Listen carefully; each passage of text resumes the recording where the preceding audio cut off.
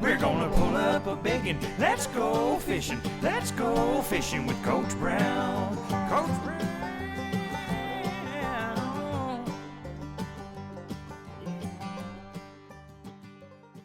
Hello, welcome back to Fishing with Coach Brown. Today we're going to dig some worms to use for bait. We're going to store some here at the house and use them for the fishing season. Worms are the #1 live bait there is, and I don't know a fish that doesn't like worms. I'm going to show you how I do it right now. First thing you'll need is something to dig with, a shovel. Any old shovel will work, but I like to use a pitchfork. It keeps me from stabbing all the worms and cutting them in half. It cuts down on the casualties. This is the north side of my garage.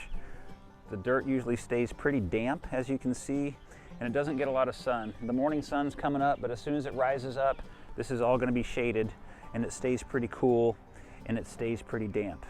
Worms like dark, cool, and damp. You want to find a spot in your yard that you don't mind digging up a little bit. I'm just going to shove my pitchfork into the earth.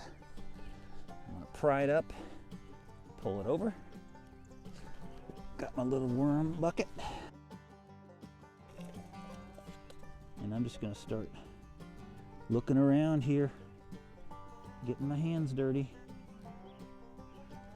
Found a little worm.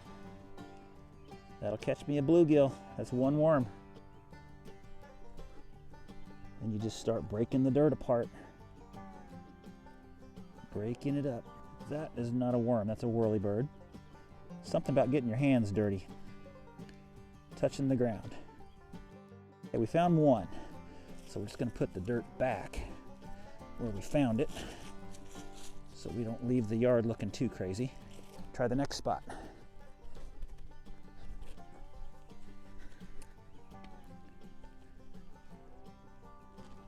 Okay, I see one in there.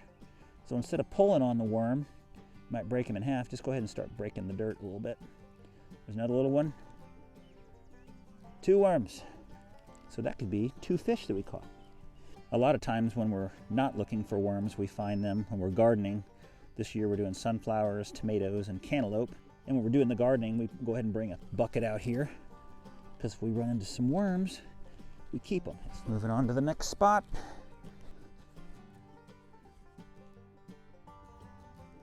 There's a worm right there.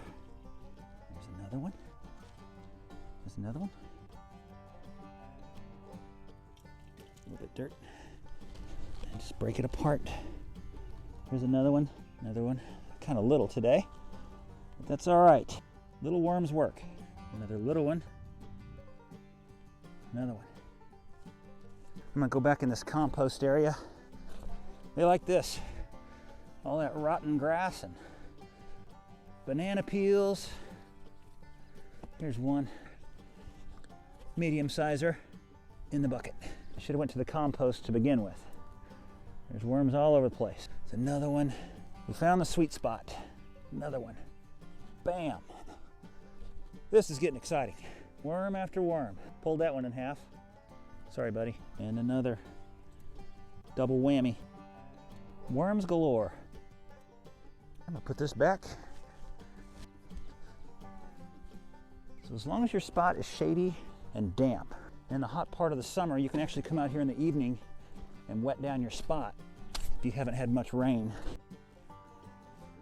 Good one. Found a big one. All right, you guys get the idea.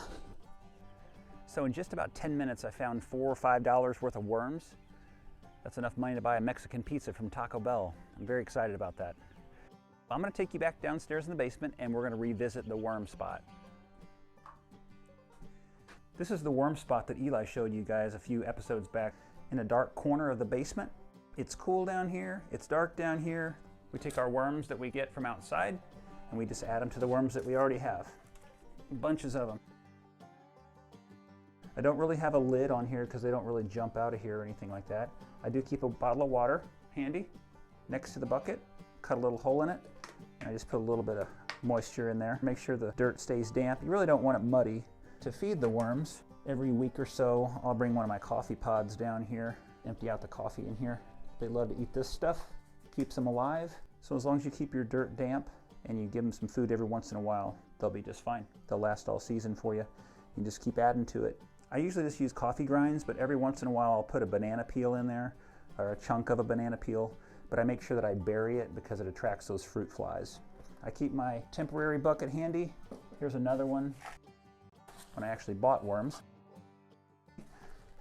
And I just come down here when I'm ready to go fishing. I put it in my old pan. I just take the ones that I want, put them in and go.